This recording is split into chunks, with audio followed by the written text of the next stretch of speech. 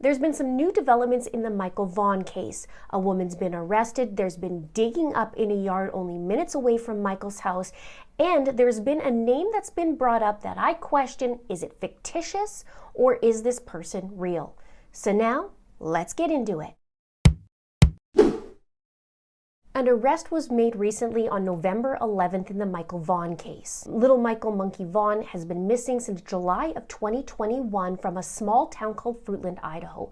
Fruitland is located an hour northwest of Boise. And Fruitland is a teeny tiny town of just under 6,500 people. He was last seen wearing a Minecraft shirt, boxers, and also sandals. And in the investigation, authorities were looking for a white Honda Pilot. In October of 2021, authorities announced this and said that they needed help identifying the car that was a 2016 to 2018 Honda White Pilot. It was seen leaving the area of Southwest 8th Street around 6:47 p.m. that afternoon. And we've recently seen that the authorities tightened up the timeline and said that it was between 6:40 to 7 p.m., which puts that car at the 6:47 p.m. mark. Investigators were also trying to locate a man who was seen walking through the splash pad area of Crestview Park leading up to the time of Michael's disappearance. And the man was described as a white male adult in his late 20s to 30s, and he was seen wearing black shorts, a white t-shirt with cut-off sleeves, dark colored shoes, and a hat. And authorities were searching everywhere to find little Michael. Now, authorities said that they received a credible tip, and it led them to a house on November 11th to start digging up a yard. And the house is located only 4 minutes away, which is a half a mile away from little Michael's house. The police chief said, "During the course of the investigation, we received information the remains of Michael Vaughan might be found behind the house.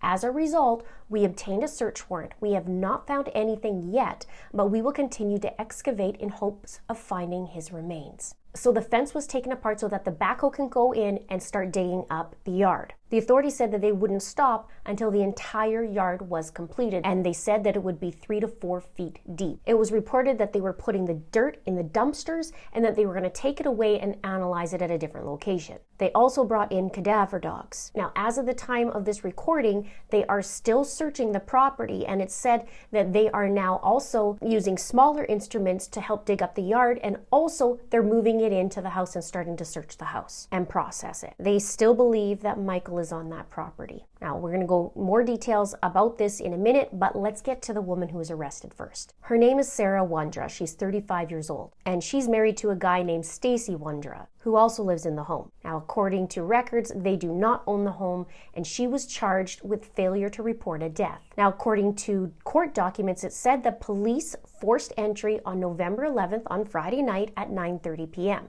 They said Sarah was found in the living room and that she was detained and read the copy of the search warrant. And according to the Idaho law, it said that regarding her charge, it's a felony. It also says that any person who, with the intent to prevent discovery of the manner of death, fails to notify or delays notification to the coroner or law enforcement shall be guilty of a felony and shall be punished by imprisonment in the state prison for a term not to exceed 10 years or by a fine not to exceed $50,000 or by both such fine and imprisonment. So in the affidavit, an officer states, "When I got to the portion that read murder, she said, 'Did you just say murder multiple times?' She also said, 'I have never murdered anyone.'" But it's reported that Sarah said that she definitely did not kill that boy and she had nothing to do with Michael's disappearance. She also said this, "Oh, wow, wow. The Most High God just told me that Stacy was the one who killed him and buried him in the yard of the neighbor's house." When she was asked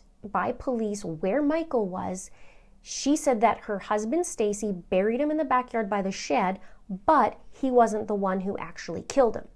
She said that there was a man named Adrian who had been the one that had done it, and he was scared to tell anybody. Now, right away, I question, is this a case of Eduardo like in the Gannon Stoke case? If you remember, Letitia Stoke made up the name Eduardo and made up numerous versions of stories about this Eduardo. So I do wonder who the heck is Adrian, and why would they hide a body to protect this person, whether Adrian's a girl or boy. You know that info, let me know below. But why would you cover up for a nervous person right?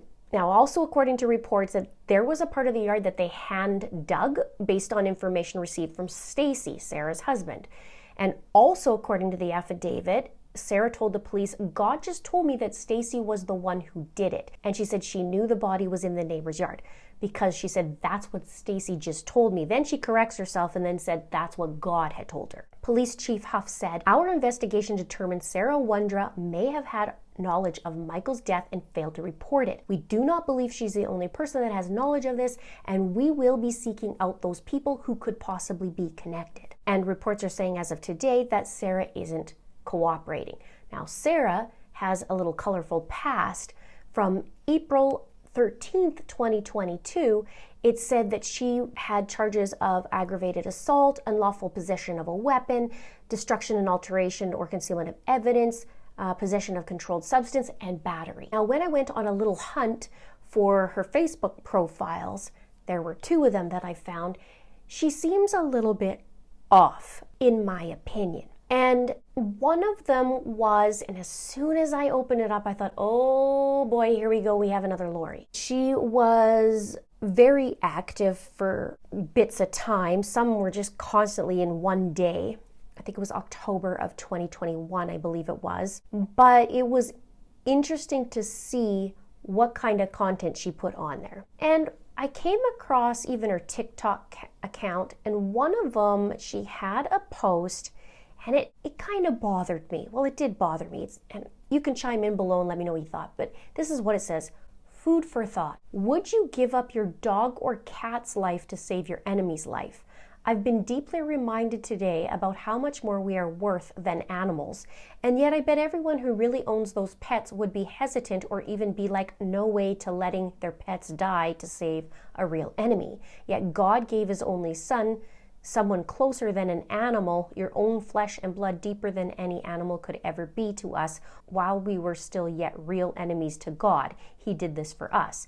He died and rose again to save his own enemies' souls, so why would he not save you? That's just part of it. There's a lot of talk about God and the end of times, much like Lori Daybell. She also posted about the disappearance of Michael. I saw 2 posts on that, and even Stacy did as well. And also, she's done TikToks in front of Michael's missing poster. Now, when I first started looking her up, I found a comment of hers from 2 years ago, and she was actually commenting on a case about a person who had a saw, borrowed it, killed somebody, and then returned it. And this is what she said in the comments. Who uses their neighbor's saw to kill somebody and then returns it? Wow, what a heartbreaking tragedy and a really dumb criminal move, just saying. First thing I saw. Also had a GoFundMe, which was very odd, and it was asking for help for her friend's kids. It was created April 1st of 2022, and what's interesting about this is a couple days after that, she had a very interesting TikTok where she was basically blubbering. She was really upset on this TikTok. And I find it interesting because it says, need to get justice for my boys. And it says, my name is Sarah. I am advocating for my friend who needs to get justice for her 2 boys. She needs to show up in court a few states away and has an autistic son and another son who came into some real trauma from their biological dad who is now on trial. She can't afford to travel to the court date, but if she doesn't show up, her son will get no justice to the traumas caused him, which are too heinous for me to even say what happened. It was a child crime, I will say that, and the boys deserve justice. I'm only asking enough for them to get to the court date and all that back home safely. The court date is coming up soon, in a month, so I don't have much time to please help get these boys the justice they deserve. Now, what's also interesting is what she's charged with. And, a mother and the family are waiting for their little boy to come home. And it looks like this little boy's not going to go home. And from what she's saying, that she has knowledge of Michael in the yard, yet watching a family be tormented, not knowing where their little boy is. Just an observation, in my opinion. So Sarah went to court. She was arraigned on Monday, and she told the judge that she understood the allegations made against her, but she maintains that they're not correct. She said, I understand what they've said, it's not correct. And when she was informed of her rights, Sarah said, I don't have any reason to be silent because I didn't do anything wrong. Now, regarding her previous charges that I read earlier, It says, "This shows she is a danger to the community. There are serious implications in her being aware of his whereabouts, and the state asked for a $1 million bond.